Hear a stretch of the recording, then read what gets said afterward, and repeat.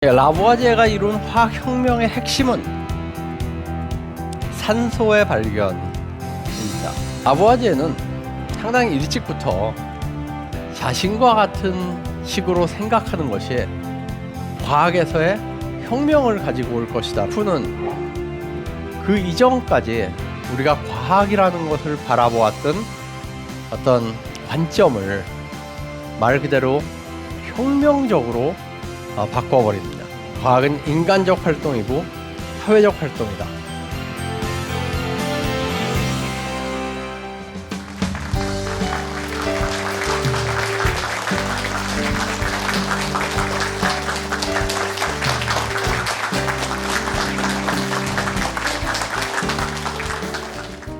과학, 인문과 예술을 말하다 어느덧 마지막 강의입니다.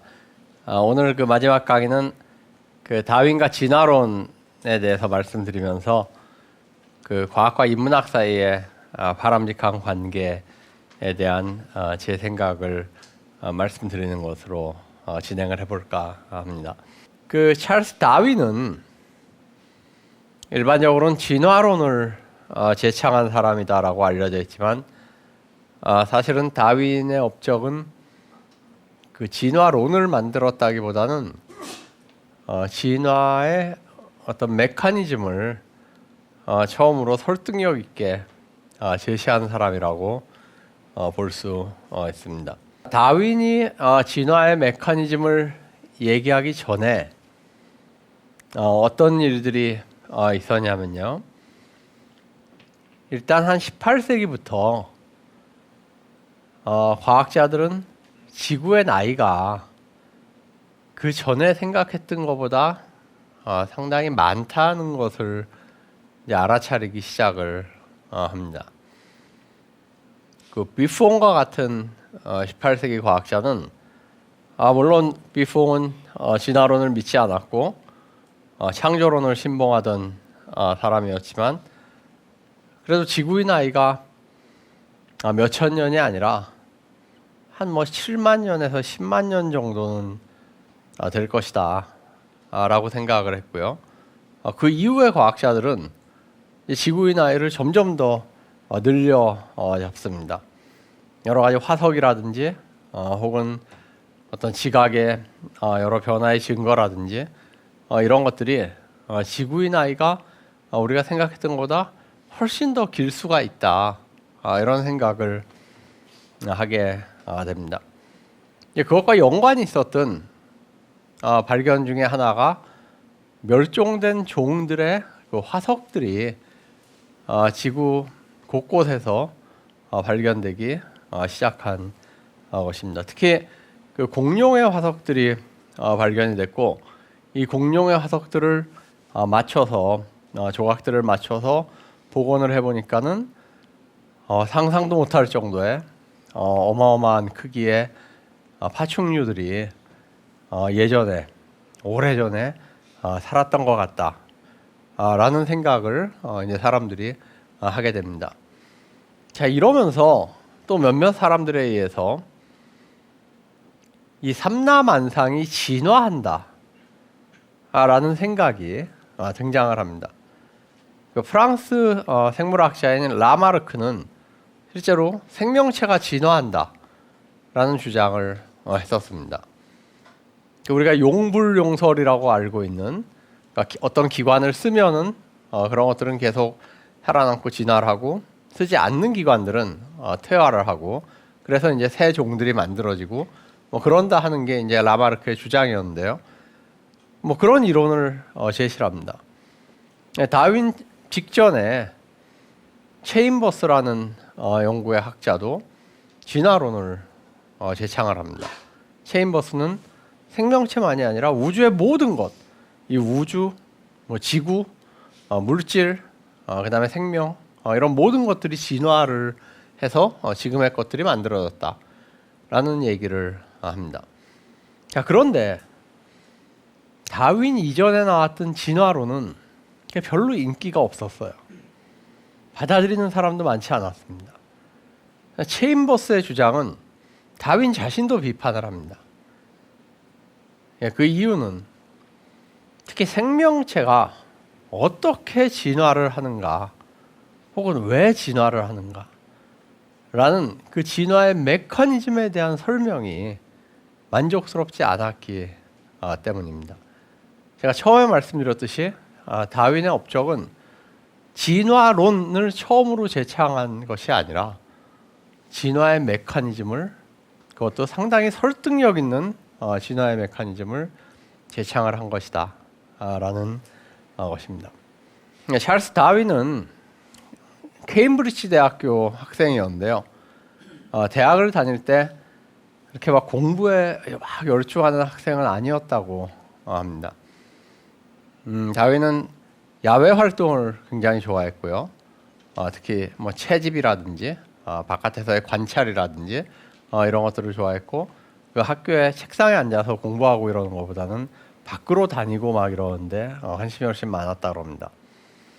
다윈의 아버지는 의사였는데요.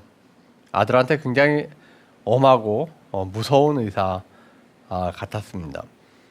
아버지는 이제 아들이 학업에 열중하지 않는다는 소식을 듣고 그 아들을 집으로 소환을 할 생각을 하고 있던 차에 다윈은 영국을 떠나서 남미의 해안선을 주로 탐사를 하는 그러한 그 배에 승선할 기회가 있다는 그 얘기를 듣게 됩니다.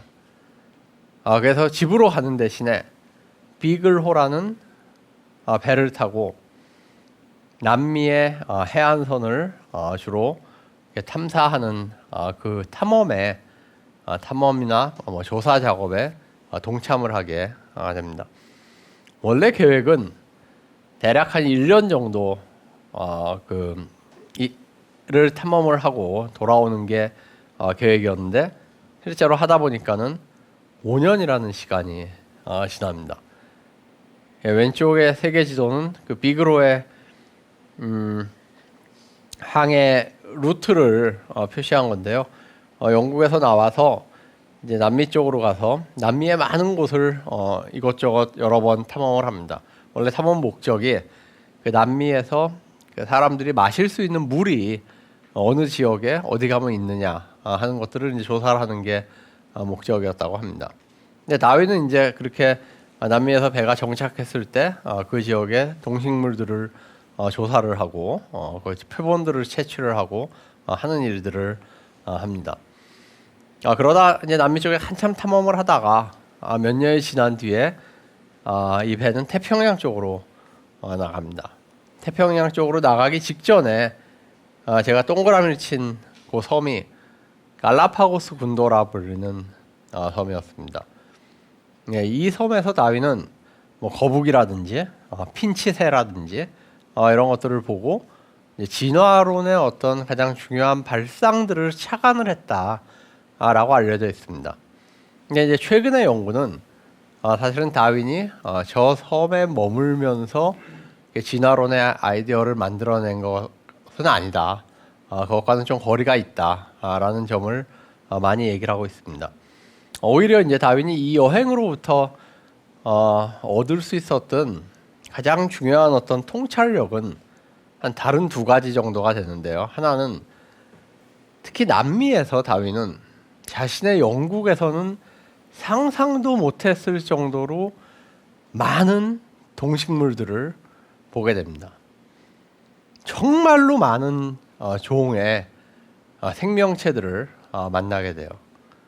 그러면서 다윈은 이 수많은 생명체들을 신이 만약에 있다고 해도 신이 한순간에 창조했다는 것은 뭔가 좀 이상하다 라는 생각을 더 강하게 굳히게 됩니다. 두 번째로 다윈에게 충격을 안겨줬던 것은 원주민들의 존재였습니다. 다윈은 남미에서 여러 원주민들, 뭐 다윈의 시각으로 볼 때, 그때 유럽인들의 시각으로 볼 때는 상당히 미개한 그런 사람들을 만나고 또 노예제를 직접 목격을 합니다. 그리고 다윈은 노예제에 굉장히 강하게 반대를 했는데요. 그런 것들을 목격하면서 다윈은 왜 우리가 같은 인간인데 저렇게 다른 형태의 어떤 삶과 문화를 가지고 있을까라는 점을 고민하게 됩니다. 물론 그 당시 많은 유럽 사람들은 저들과 우리는 완전히 다른 존재들이다 라고 생각하는 사람들도 있었습니다. 다윈은 그런 생각에 강하게 반대를 했습니다. 우리는 같은 조상을 가진 사람이다. 우리의 원주민이나 유럽인이나 조상은 같다. 거기서 갈라져 나왔을 뿐이다. 다른 형태로 다른 사회에 맞게 진화했을 뿐이다. 우리는 공통 조상을 가지고 있다. 뭐 이런 생각을 그들을 만나면서 하게 됐고, 그 생각을 더 이제 과학적인 형태, 더 어떤 근거가 있는 형태로 제시를 하려고 이제 고민을 하다가 만들어내는 것이 이제 진화론 혹은 진화의 메커니즘이다라는 주장이 이제 최근의 해석들입니다. 메가테리움이라는 동물은 포유류입니다. 공룡이 아니라요.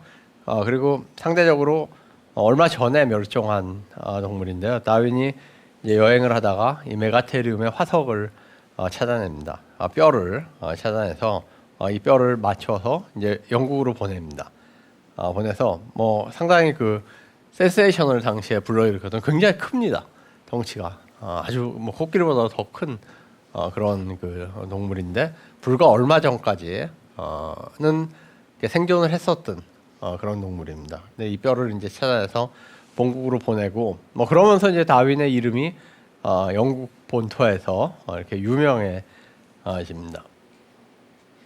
자, 결국 다윈은 그 남미 여행에서 수많은 종들이 신에 의해서 한 순간에 만들어졌다고 보기 힘들다라는 생각을 하는데요. 그러면은 이제 이 수많은 종이 생길 수 있는 다른 가능성은 얘네들이 조상들이 같은데 언제부터 이렇게 분화돼서 그 진화를 하기 시작했다 하는 것입니다. 근데 대체 왜 원래 하나의 종이 있다가 다른 종으로 갈라지는 걸까? 우리가 일상적으로 경험하는 것은 콩 심은 데 콩 나고 팥 심은 데 팥 난다 하는 것인데, 왜 하나의 종이 다른 종으로 가지치기 하는 식으로 나눠지는 것일까? 뭐가 그렇게 만드나 하는 문제를 이제 영국에 돌아와서 고민을 하기 시작을 했습니다.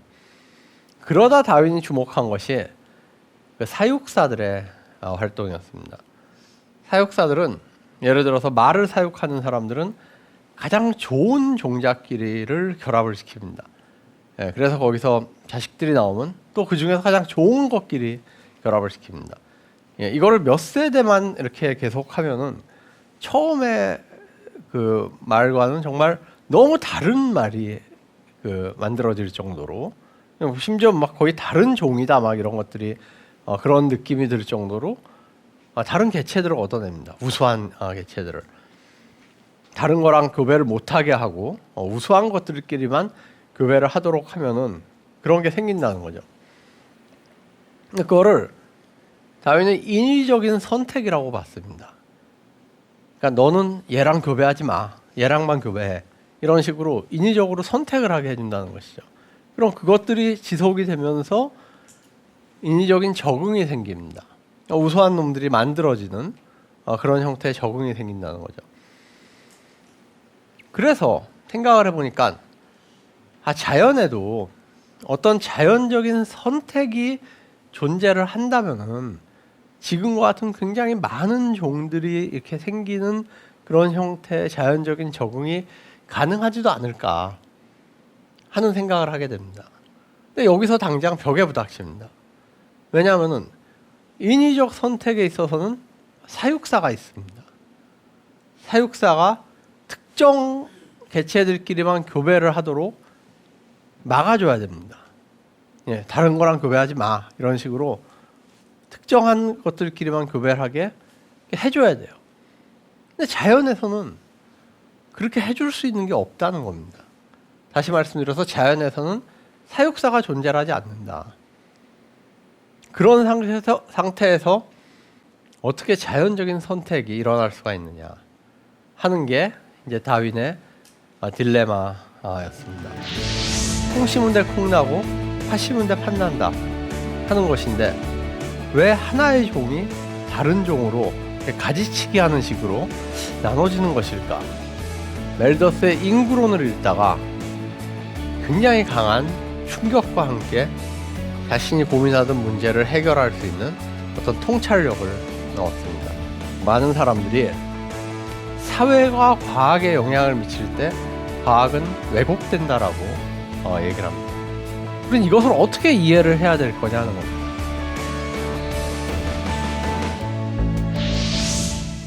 예, 1837년에 다윈은 자신의 노트에 굉장히 유명한 그림을 그립니다. 예, 진화가 1번이라는 가지에서 시작을 했지만 이렇게 나가다가 점차 가지들이 갈라지는 형태로 마치 하나의 가지가 다른 가지로 이렇게 분지를 하는 그런 형태로 계속 진화들이 일어난다 하는 생각을 했습니다. 그래서 지금은 수많은 종들이 그 진화의 결과 존재를 한다. 원래 하나의 가지 1번에서 시작을 했지만 예를 들어서 A에 있는 종과 D에 있는 종은 굉장히 다른 종이다. 거리가 많이 떨어져 있는 그런 다른 종이 된다는 생각을 발전을 시키는데 문제는 어떻게 나뉘느냐 하는 겁니다. 왜 나뉘느냐? 이걸 어떻게 설명을 할까를 계속 고민을 하다가 1838년 9월에 멜더스라는 당시의 영국 학자의 정치경제학자입니다. 그리고 신학자이자 정치경제학자고 인구론이라는 책을 썼던 학자인데요. 멜더스의 인구론을 읽다가 굉장히 강한 충격과 함께 자신이 고민하던 문제를 해결할 수 있는 어떤 통찰력을 넣었습니다.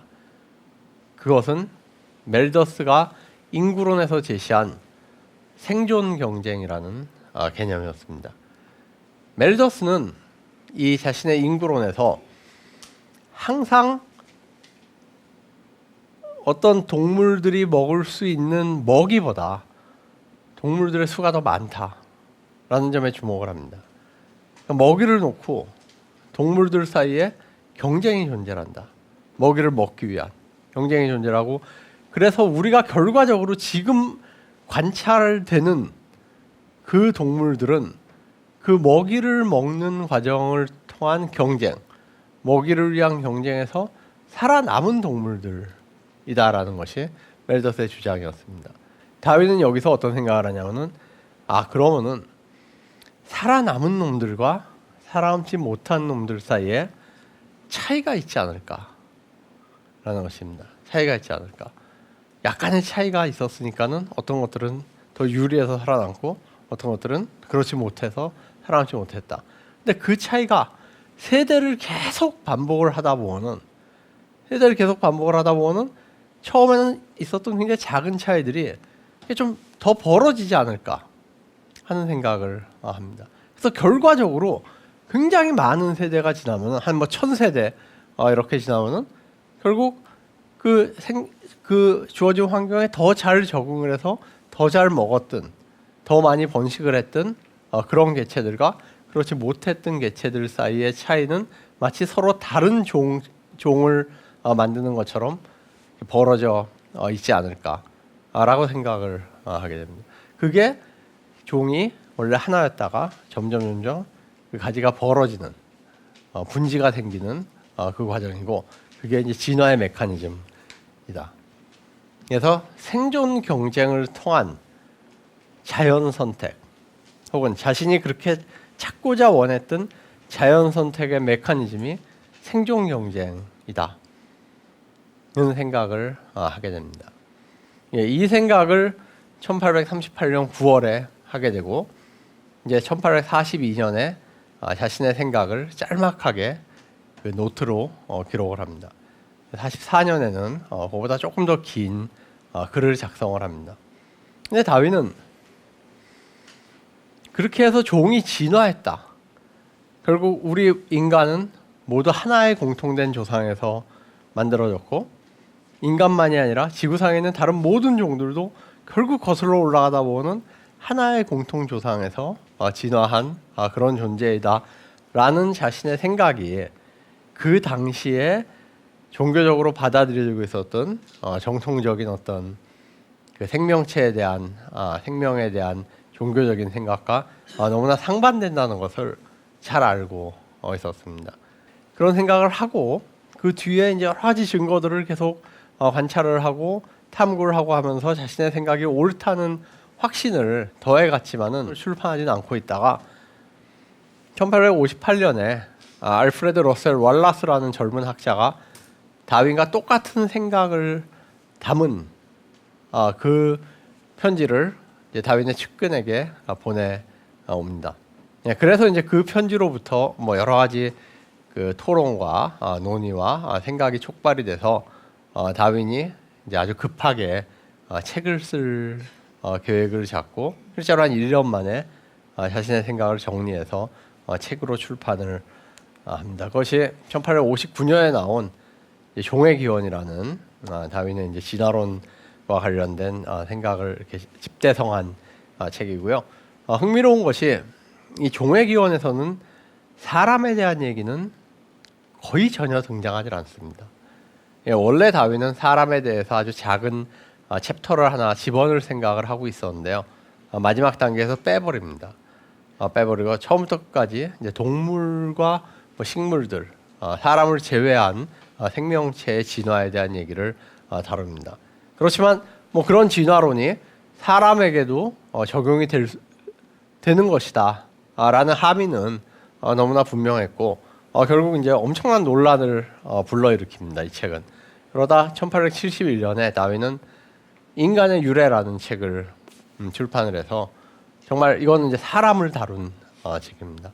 사람이 어떻게 진화한 존재인가, 어떤 의미에서 또 왜 진화한 존재로 볼 수 있는가, 사람은 어떻게 진화했는가라는 것을 다룬 그 주제를 다룬 책을 출판을 합니다. 자, 사실 다윈의 종의 기원이나 인간의 유래 책 자체에 대해서 얘기를 해도 재밌는 얘기가 굉장히 많이 있습니다. 근데 제가 이제 지금부터 말씀드리려는 방향은 그것과는 조금 다른 방향으로 한번 나아가 볼까 합니다. 자, 제가 던지는 첫 번째 질문은 이겁니다.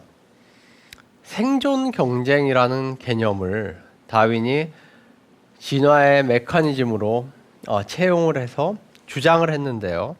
근데 이 개념은 그 멜더스라는 학자가 정치경제학에서 사용을 했던 개념입니다.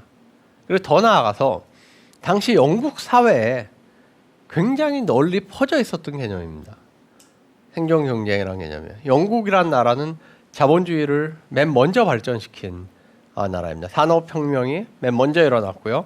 그리고 다윈이 활동하던 이 시기가 되면은 영국은 농경사회에서 산업사회로 완전히 탈바꿈하면서 그 이전엔 존재하지 않았던 굉장히 많은 어떤 사회적인 문제와 사회적인 현상들이 발생하고 있었던 사회였습니다. 그 중에 하나가 자본주의 사회에서 강조하는 이제 경쟁이라는 개념이었습니다. 농경 사회에서는 뭐 전체적으로 사람들이 협동해서 같이 일하고 이런 것들이 훨씬 중요했다면은 자본주의 사회에서는 기업들 사이에 혹은 국가들 사이에 개인들 사이에 경쟁이 그 이전보다 훨씬 더 강하게 강조가 되고 부각이 되고 있었습니다. 생존 경쟁이라는 개념은 실제로 멜더스의 책에서만 등장할 뿐만 아니라 당시 영국 사회에서 뭐 곳곳에서 자주 쓰였던 개념입니다. 자, 그러면은 다윈은 그렇게 사회에서 사용되던 개념을 가지고 와서 과학에 진화라는 어떤 자연 현상에 적용을 했던 것으로 볼 수가 있습니다. 그렇죠? 우리는 이것을 어떻게 이해를 해야 될 거냐는 겁니다. 어떻게 이해를 해야 될 거냐. 일반적으로 많은 사람들이 사회가 과학에 영향을 미칠 때 과학은 왜곡된다라고 얘기를 합니다. 그냥 과학 지식은 자연에 있는 진리를 찾아내는 것이기 때문에 만약에 거기에 사회적인 영향이 들어간다면은 그 자연에 있는 진리를 찾아내는 인간의 활동은 왜곡된다, 틀어진다 라는 것이 일반적인 생각입니다. 근데 다윈의 이 사례는 사실은 그렇지 않을 수도 있다라는 것을 보여줍니다. 다윈은 그 당시 빅토리아 영국 사회에서 널리 퍼져 있는, 그리고 실제로 멜더스가 책에서 언급한 생존 경쟁이라는 개념을 가지고 와서 그것을 자기의 과학에 적용을 시켰습니다. 그리고 그 적용은 사실은 그 다윈 주변 사람들에 의해서 상당히 설득력 있는, 어떻게 보면 최초로 설득력 있는 진화의 메커니즘을 제시한 것이다 라고 받아들여졌습니다. 그래서 이 사례를 이렇게 보고는 제가 전 시간에도 말씀드렸듯이 과학이 인간의 활동이다, 그리고 사회적 의미의 활동이다, 사회적인 활동이다, 사회적 의미를 갖는 그런 활동이다라는 점이 조금 더 분명해집니다. 그런데요, 더 흥미있는 사실은 바로 이 생존 경쟁 때문에, 생존 경쟁이란 개념 때문에 다윈에 대한 비판도 제기가 됩니다. 그 당시에 물론 그 당시에 진화론 자체를 인정할 수 없다, 생존 경쟁이고 뭐고 우리는 진화론 자체를 받아들일 수 없다 라는 비판도 많이 있었습니다.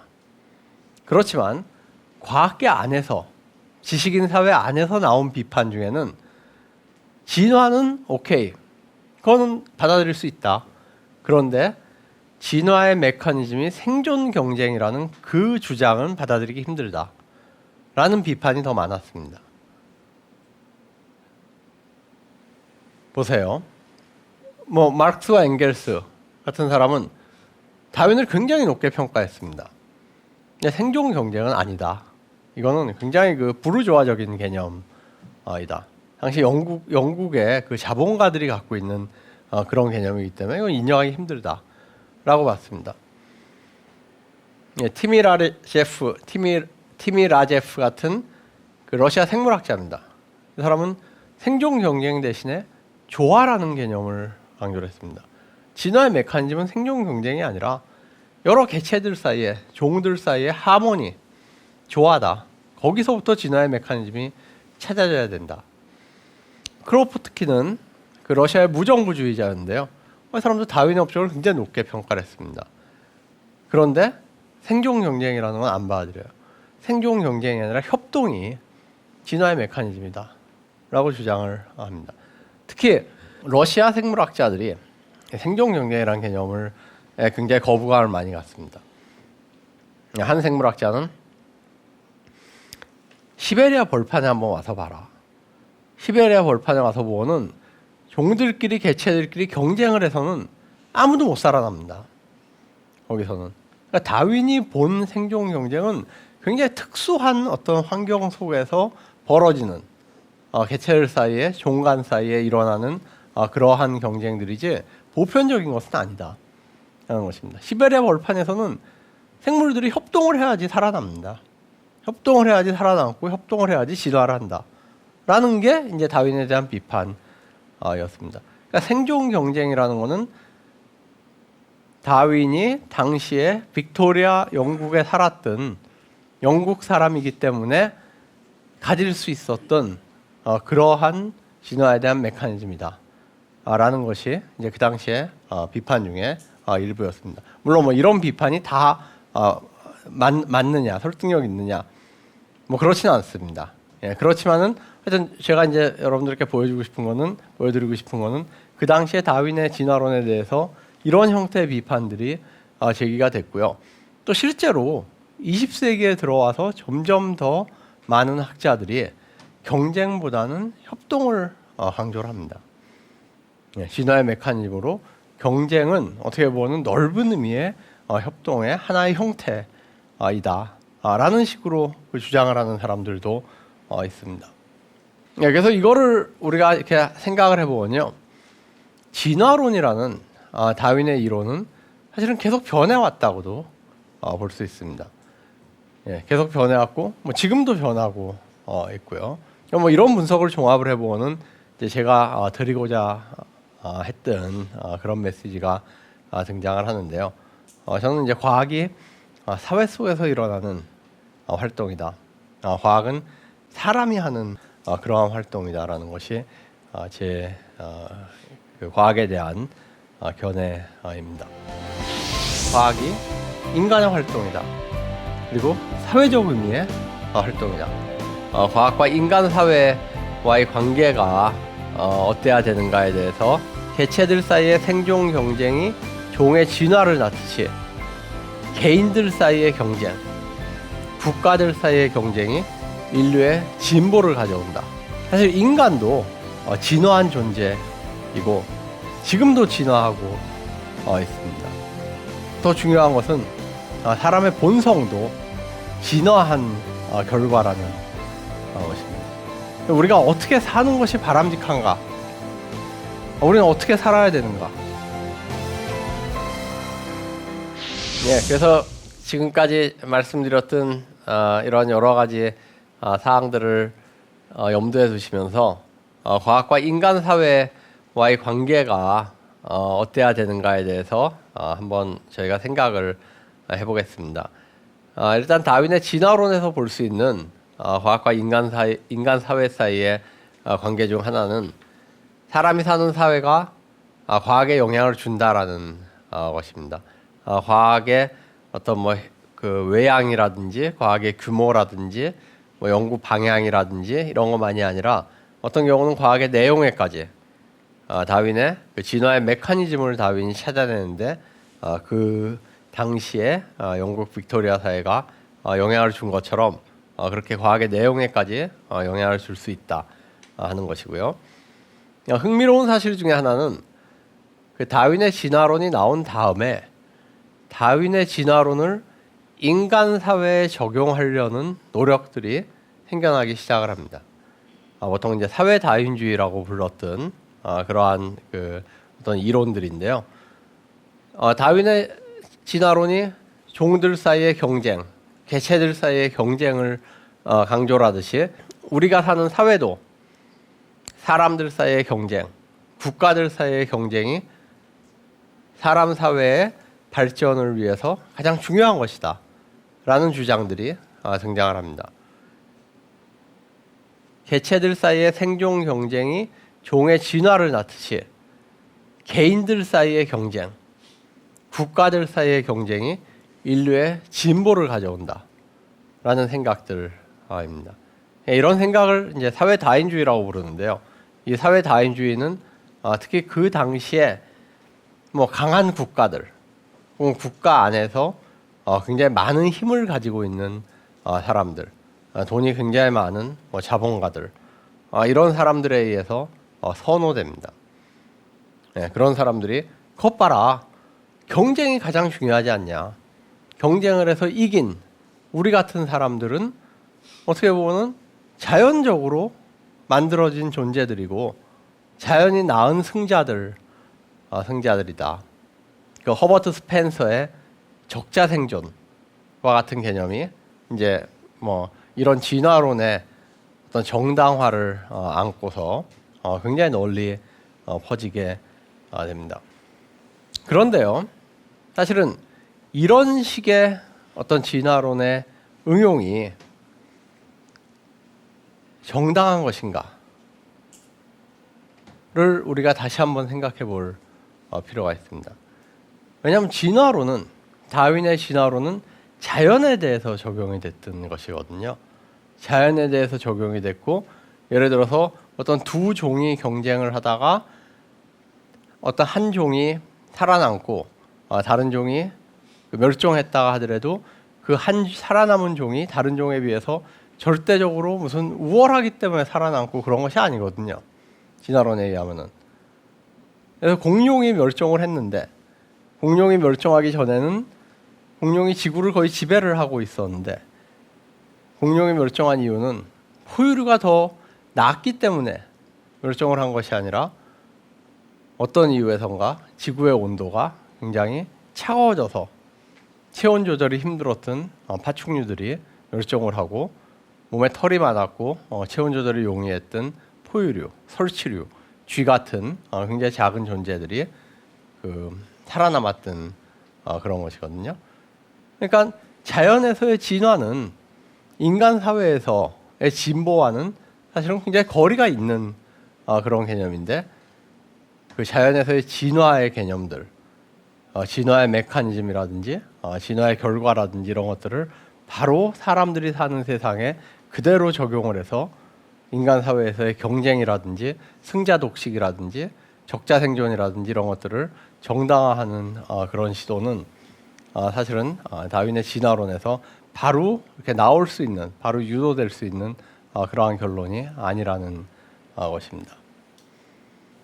예, 이렇게 그 자연에 적용되는 다윈의 진화론을 바로 인간 사회에 적용하려고 그러는 그런 시도는 위험하고 또 많은 오류를 지닌 그런 시도지만요. 또 한편으로 보면 인간 사회는 자연의 진화와는 전혀 무관하다.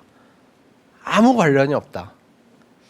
사람이 문화라는 것을 한번 만든 뒤에는 그런 뒤에는 사람은 문화 속에서 활동하는 문화적 존재이지 어떤 자연적인 어떤 동물적인 그런 요소들과는 아무런 상관이 없다라고 생각하는 것도 또 다른 오류입니다. 사실 인간도 진화한 존재이고 지금도 진화하고 있습니다. 더 중요한 것은 사람의 본성도 진화한 결과라는 것입니다. 물론 어떤 단일한 인간 본성이 존재하고 그러진 않습니다. 사람의 본성이라는 것도 사람들마다 다 다르고 사람들이 처한 환경에 따라서 다 다르게 발현이 되고 한다고 우리가 볼 수 있습니다. 그렇지만 적어도 인간 본성 중에 어떤 부분은 사람이 다른 동물과는 조금 다른 식으로 진화를 했기 때문에 그 결과 얻어진 그런 것일 수가 있고요. 다윈은 이 문제를 이제 인간의 유래라는 책을 쓰면서 굉장히 깊게 고민을 했습니다. 다윈이 제시한 것은 그 사람이 다른 동물과 정말 다른 것 중에 하나는 인간은 협동하는 동물이다. 그리고 인간은 타인에 대해서 이타심을 가지고 있는 그런 존재다라는 것입니다. 예, 이 인간의 협동하는 본능, 다른 사람의 어려움과 고통 이런 것들을 공감할 수 있는 그런 능력, 타인을 위해서 심지어는 전혀 모르는 사람을 위해서 자기를 희생할 수도 있는 그런 능력들, 그런 굉장히 강한 이타심 이런 것들은 사람이 협력을 하면서 진화를 해왔던 존재이기 때문에 생긴 결과이다라는 것이 이제 다윈의 진화론적인 설명입니다. 예, 그래서 그게 지금 어떻게 보면 몇백만 년의 인간의 진화의 결과라면은 그런 인간이 갖고 있는 어떤 내재적인 본능을 무시하고 혹은 그것에 역행해서 그저 경쟁만을 강조하는, 그저 사람은 이기적인 동물이고 경쟁을 해야 직성이 풀리는 동물이고 그 경쟁을 이렇게 고무하고 부추기는 그러한 사회는 인간의 본성에 일정 정도 역행하는 그런 사회이고 오래 지속되기는 힘든, 경쟁만을 강조해서는 그런 사회가 오래 지속되기는 힘든 사회이다 하는 결론도 우리가 얻어낼 수 있습니다. 우리가 어떻게 사는 것이 바람직한가? 우리는 어떻게 살아야 되는가? 어떤 윤리와 어떤 도덕이 바람직한 그런 형태인가라는 그 인문학에서의 굉장히 중요한 질문에 대한 어떤 한 가지 통찰이 사람의 진화 혹은 그 진화의 역사 이런 것들을 우리가 생각하면은 얻어질 수가 있다는 것입니다. 그 리차드 파인만이라는 그 물리학자는 자신의 그 예술가 친구와의 어떤 대화의 그 경험에 대해서 이런 회고를 했습니다. 그 내게 예술가 친구가 한 명 있는데 그는 가끔 내가 인정할 수 없는 말을 하곤 한다. 예를 들어 그는 꽃 한 송이를 들어 보이며 이 꽃을 보게나 정말 아름답지 않은가 하고 말한다. 나는 그렇다고 대답한다. 그러면 그는 예술가인 나는 이 꽃이 얼마나 아름다운가를 알 수 있지만 과학자인 자네는 꽃을 분해하고 분석하기 때문에 그 아름다움을 잃어버리게 된다 라고 말하는 것이다. 근데 이럴 때는 그가 좀 모자라 보인다. 나는 꽃 속의 세포들을 상상할 수 있는데 그 세포란 대단히 아름다운 것이다. 크기가 1cm 정도 되는 것에만 아름다움이 있는 것이 아니고 그보다 훨씬 더 작은 차원의 세계에도 아름다움이 존재한다. 세포가 수행하는 역할은 매우 다양하고 복잡하다. 이와 같은 과학적 지식은 수많은 새롭고 흥미로운 질문들을 갖게 하는데 이러한 지식과 질문은 꽃에 대한 흥미와 신비스러움 그리고 경이로움을 더했으면 더했지 절대로 덜하게 하지는 않는 것이다. 저는 이제 과학과 인문학 사이에 어떤 바람직한 대화, 상호작용이 이루어지기 위해서는 특히 이제 인문학을 하시는 분들이 과학에 대해서 가지고 있는 두 가지 선입견, 굉장히 다른 종류의 선입견 혹은 함정을 피해야 된다라고 생각을 합니다. 그 중에 하나는 어떤 극단적인 형태의 상대주의입니다. 과학도 그냥 하나의 믿음에 불과하다. 우리는 우리 자신이 자연 현상에 대해서 세상에 대해서 여러 가지 형태의 믿음들을 가지고 있는데 과학이라는 것도 우리가 가지고 있는 그런 믿음처럼 한 가지 믿음에 불과한 거다. 믿음 중에 어떤 것이 더 나은가, 더 괜찮은가 이런 거 구별하기 힘들다라는 게 이제 극단적인 상대주의입니다. 이걸 피해야 됩니다. 과학이 자연에 대한 믿음일 수는 있지만은 더 설득력 있고, 더 설명력 있고, 더 합리적이고 한 믿음과 그렇지 못한 믿음은 분명히 구별이 됩니다. 이런 것들을 구별하려고 그러는 것이 이제 과학에서의 노력이고 과학자들의 활동이자 그 결과입니다. 근데 또 다른 극단으로는 어떤 얘기들이 있냐면은 과학이 얘기하는 건 다 맞다. 과학이 얘기하는 거는 다 옳다. 다 진리다.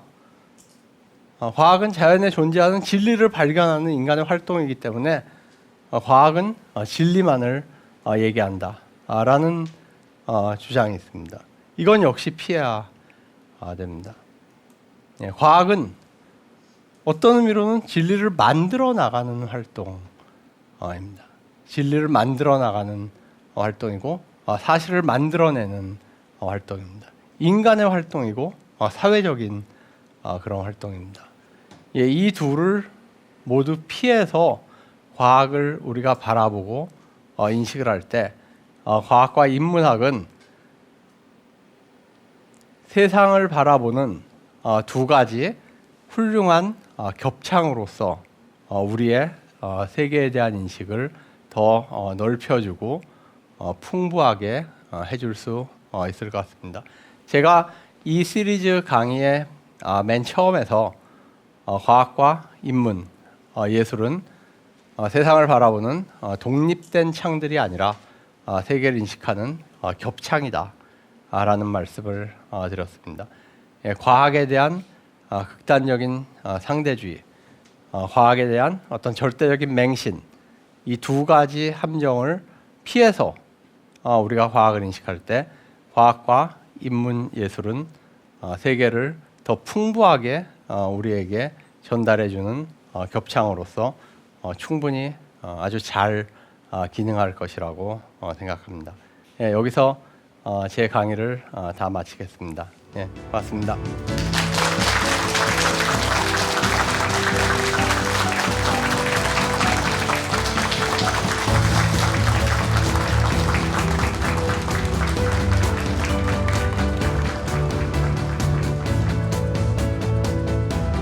조용한 목소리로 되게 호스락짓게 많이 말씀해 주신 것 같아서 많이 귀담아 들었습니다. 보통은 사회와 과학을 많이 분리해서 생각을 했었는데 이제 과학이 좀 생활 속에 있고 인간의 활동과 같이 연관돼 있고 사회 속에 과학이 있다고 그 패러다임에 관련돼서 말씀해 주신 것이 인상 깊었어요. 제가 과학자의 꿈을 가지고 있는데 여러 사람들에게 과학을 알리기 위해서 이런 인문학과의 접점도 꼭 필요할 것이라고 생각하였습니다. 과학과 예술은 새의 두 날개와 같다.